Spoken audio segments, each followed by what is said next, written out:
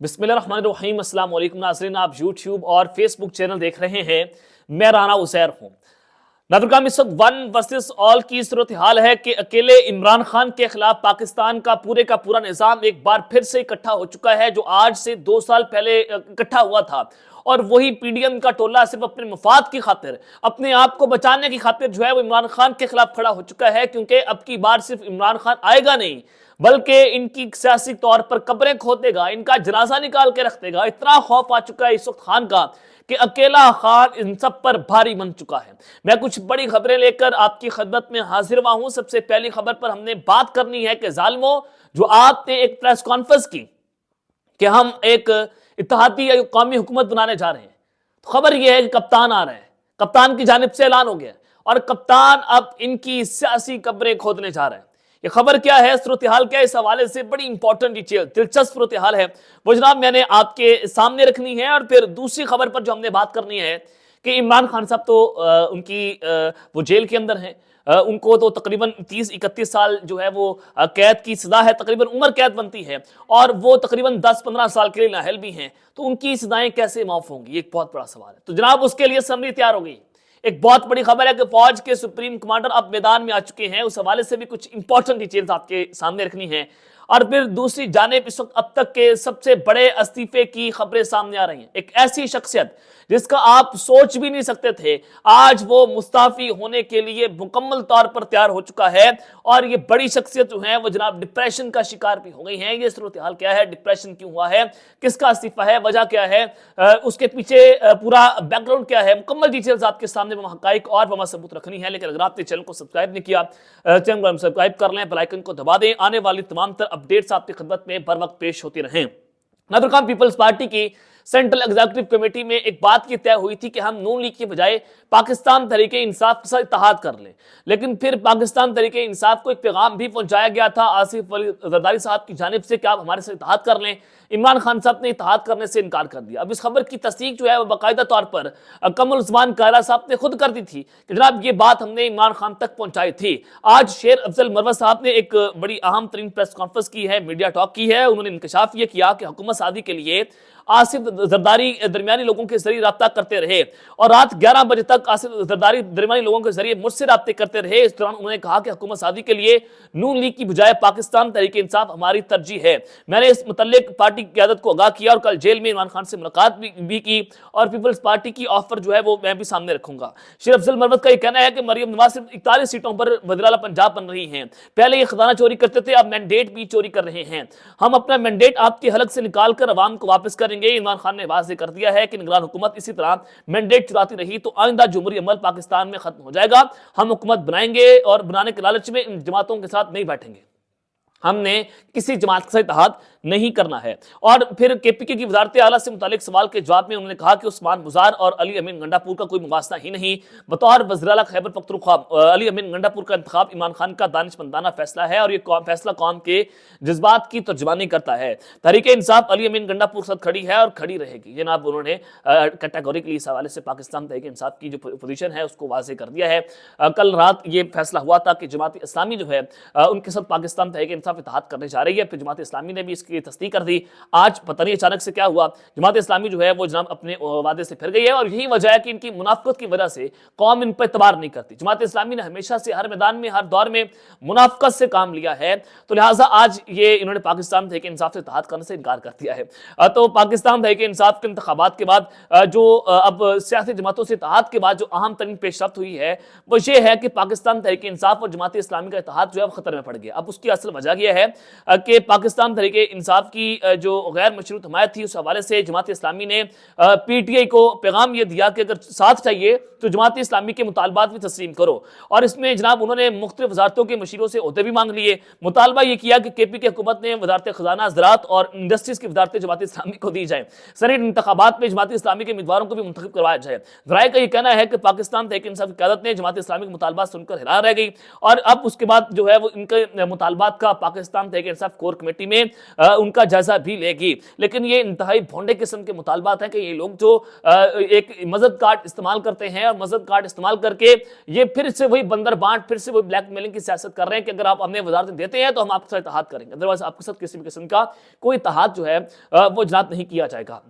اب پورا پاکستان جانتا ہے، جیسے آج جناب جو ریحانہ ڈار ہیں وہ قرآن پاک ہاتھ میں پکڑ کر وہ گئیں اور انہوں نے ایک ہی بات کی کہ میں قرآن پاک پر حلف دیتی ہوں کہ میں یہ سیٹ جیت گئی اور خواجہ آصف یہ سیٹ ہارا ہے.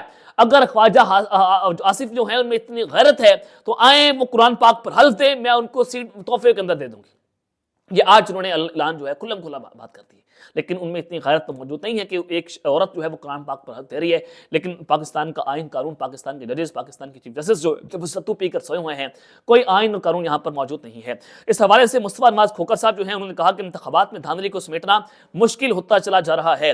قومی میڈیا پر کم توجہ ہے، لیکن انتخابات کے بعد سے اب تک صوبہ بلوچستان میں ہڑتالوں اور احتجاج سے معاملات زندگی شدید متاثر ہے، جہاں قومی شاہراہیں بند ہیں اور نیشنلسٹ پارٹیاں سڑکوں پر ہیں اور انتخابات میں دھاندلی کو سمیٹنا مشکل ہوتا چلا جا رہا ہے. اس وقت بلوچستان میں ایک بہت بڑا پروٹیسٹ ہو رہا ہے، بہت بڑا احتجاج ہو رہا ہے جس کو کوئی کور نہیں کر رہا، نہ میڈیا کور کر رہے، نہ سوشل میڈیا پر اس کی ہائپ ہے. اب آپ کو یہاں سے اندازہ ہو جانا چاہیے کہ بلوچستان سے جو یہ نیشنلسٹ پارٹیاں اپنا احتجاج ریکارڈ کر رہی ہیں، تو آج جان اچکزئی جو وہاں کے نگران جو ہیں وزیر داخلہ ہیں، ان کو وہاں سے جناب یہ پریس کانفرنس کرنا پڑ گئی ہے. تو اتنے حالات انتہائی خراب ہو چکے ہیں. مصطفیٰ نواز کھوکھر صاحب نے ایک بار پھر سے اس کی نشاندہی کر دی ہے کہ دھاندلی کی وجہ سے پاکستان میں انتشار اور آگ کھلانے کی سازشیں اس وقت تیار ہو رہی ہیں. اب آ جائیں کہ جناب اس وقت ظالم و کپتان آ رہے ہیں، اور کپتان جو ہے وہ واقعی طور پر آ رہے ہیں. وہ کیسے آ رہے ہیں؟ آپ سب کو پتہ ہے کہ فارم 45 کے مطابق پاکستان تحریک انصاف 180 سیٹیں جیت چکی ہے، اس میں کوئی دو رائے نہیں ہے. اور جب یہ معاملہ لاہور ہائی کورٹ میں گیا، لاہور ہائی کورٹ نے معاملہ سننے سے انکار کر دیا. چیف جسٹس اسلام آباد ہائی کورٹ جسٹس عامر فاروق کے پاس آج اسلام آباد کی 3 نشستوں کی کامیابی پر نوٹیفیکیشن کے حوالے سے معاملہ کیا ہے، اور کل انہوں نے یہ محفوظ فیصلے سنانے کا اعلان کر دیا ہے. اب آپ سب کو پتہ ہے کہ چیف جسٹس عامر فاروق صاحب ہومیوپیتھک فیصلہ دیں گے اور ان سے انصاف کی توقع بالکل موجود نہیں ہے. اور جس طرح سے انہوں نے انصاف کا جنازہ نکالا ہے وہ بھی پوری قوم کے سامنے ہے. نہ فائز صاحب پر یقین ہے، نہ عامر فاروق صاحب پر یقین ہے. لاہور ہائی کورٹ نے بھی اپنا چال چلن جو ہے وہ تبدیل کر دیا ہے. تو یہاں سے کوئی فیصلے آتے ہوئے دکھائی نہیں دے رہے. بار بار الیکشن کمیشن کے پاس یہ فیصلے بھیجے جاتے ہیں کہ آپ الیکشن کمیشن کے اپیلیٹ ٹربیونل میں جائیں اور اپنا وہاں سے جو ہے وہ فیصلہ لیں. لیکن وہاں پر اگر معاملہ جاتا ہے تو سالوں سال جو ہے وہ فیصلہ وہاں پر لگا رہے گا، معاملہ چلتا رہے گا. وہاں سے پاکستان لیکن سب کو انصاف نہیں ملے گا. کیسے انصاف ملے گا کہ ایک ہی وقت میں جب عاصم ندیر تارڑ جو ہے وہ نون لیگ کے بھی وکیل ہیں، الیکشن کمیشن کے بھی وکیل ہیں، کیا پاکستان میں وہاں پر انصاف کا جنازہ نہیں نکلے گا؟ آپ سب کے سامنے ہے کہ نون لیگ نے الیکشن کمیشن کو مکمل طور پر ہائی جیک کر دیا ہے. تو اب ظالم و کپتان کیسے آ رہے ہیں؟ جناب پاکستان تحریک انصاف کے جنرل سیکرٹری، یہ بہت اہم سیٹ ہوتی ہے، بہت اہم عہدہ ہوتا ہے، عمر ایوب صاحب، انہوں نے ایک بہت بڑا دعویٰ کیا ہے. انہوں نے کہا کہ اگلے 24 سے 48 گھنٹوں میں پاکستان تحریک انصاف اکثریتی جماعت بن جائے گی. اگلے 24 سے 48 گھنٹوں میں، یہ ان کا دعویٰ اس وقت بہت اہم ہے کہ اگلے 24 سے 48 گھنٹوں میں ہواؤں کا رخ تبدیل ہونا شروع ہو جائے گا اور ہم وفاق میں حکومت بنانے کی پوزیشن میں آ جائیں گے. بیرسٹر علی ظفر صاحب بھی یہی بات کر رہے ہیں کہ ہم انٹرا پارٹی انتخابات کروانے جا رہے ہیں اور الیکشن کمیشن کو انتخابات ماننا پڑیں گے. اب یہ انتخابات بھی ہونے جا رہے ہیں اور انصار عباسی صاحب یہ دعویٰ کر رہے ہیں کہ پاکستان تحریک انصاف کو جو مخصوص نشستیں ہیں وہ واپس نہیں ملیں گی اور نہ ان کو دی جائیں گی. یہ ایک بڑی اہم سوچ ہے کہ اسٹیبلشمنٹ نے یہ فیصلہ کر لیا کہ مکمل طور پر پاکستان تحریک انصاف کا راستہ روکنا ہے. کہ پی کے میں بھی ان کی حکومت نہ بنانے کے لیے جماعت اسلامی کو وہاں پر جناب کھڑا کر دیا گیا ہے. لیکن عمر ایوب صاحب کو یہ دعویٰ کتنا سچ ہوتا ہے یہ اگلے 24 سے 48 گھنٹوں میں صورتحال آپ کے سامنے واضح ہو جائے گی. اب آ جائیں کہ عمران خان صاحب کی صدا معاف کرنے کے لیے ایک سمری جو ہے وہ تیار ہوئی ہے. صدر پاکستان اس وقت بہت اہم ہے، فوج کے سپریم کمانڈر بھی ہیں اور ان کا کچھ ہی دن رہ گئے ہیں، اس کے بعد جو ہے وہ نئی حکومت کے صدر آ جائیں گے جس کے نام کے حوالے سے آصف زرداری صاحب جو ہیں وہ نام چل رہا ہے. لیکن پھر یہ بھی خبریں سامنے آ رہی ہیں کہ جیسے آصف علی زرداری صاحب جو ہیں وہ صدر پاکستان کی امیدوار سے دستبردار ہوتے ہوئے دکھائی دے رہے ہیں. اب پچھلے 2 دنوں سے ایوان صدر میں 2 اہم ملاقاتیں ہوئیں اور یہ ملاقات صدر پاکستان کی رؤف حسن صاحب اور ان کی جو بیرسٹر عمیر نیازی صاحب ہیں ان سے ہوئی ہے. اور اس ملاقات میں بار بار صدر پاکستان کو یہ کہا گیا کہ آپ چیف جسٹس قاضی فائز عیسیٰ کو ایک خط لکھیں اور دھاندلی جو ہوئی ہے بدترین دھاندلا اس کے خلاف ایکشن لیا جائے اور آپ خط میں جو ہے وہ اس پر زور ڈالیں. اور پھر عمران خان صاحب کا پیغام رؤف حسن صاحب کے ذریعے ڈاکٹر عارف علوی صاحب کو پہنچایا بھی گیا ہے. کل کی ملاقات میں نے آپ کو خبر دی تھی کہ رؤف حسن صاحب نے عمران خان سے ملاقات کر کے اب وہ ڈاکٹر عارف علوی سے ملاقات کرنے جا رہے ہیں اور کل رات کی ملاقات ہوئی ہے. اب اس سب کے اندر بابر روان صاحب نے ایک بہت بڑا دعویٰ کیا. انہوں نے کہا کہ آرٹیکل 45 کے تحت صدر پاکستان فوری طور پر عمران خان کی سزائے معطل کرے.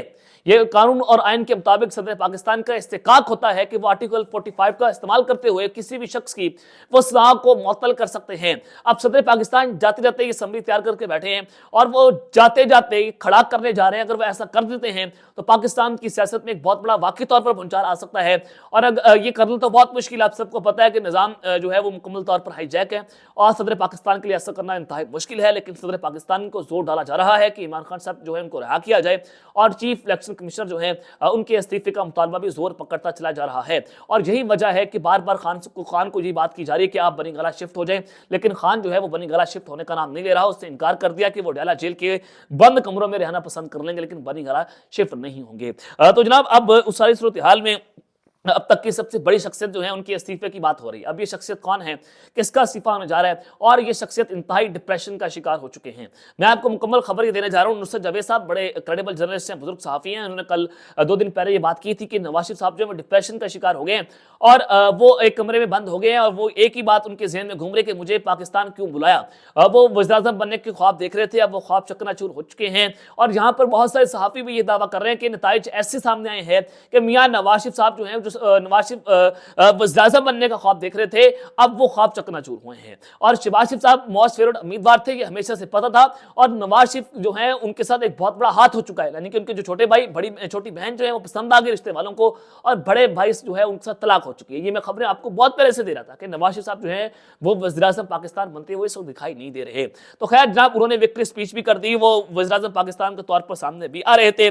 تو آج خبر کیا ہے جناب, ایک فیملی میٹنگ ہوئی ہے شریف خاندان کی, جس میں نواز شریف صاحب, مریم نواز, حمزہ شہباز شریف اور ساغ ڈار جو ہیں وہ شامل تھے. اور اس میٹنگ کے اندر ایک بات ہوئی اور آدھا گھنٹہ اس بات پر سوچ بچار ہوتی رہی کہ میاں نواز شریف صاحب جو ہیں وہ استعفے کا سوچ رہے ہیں.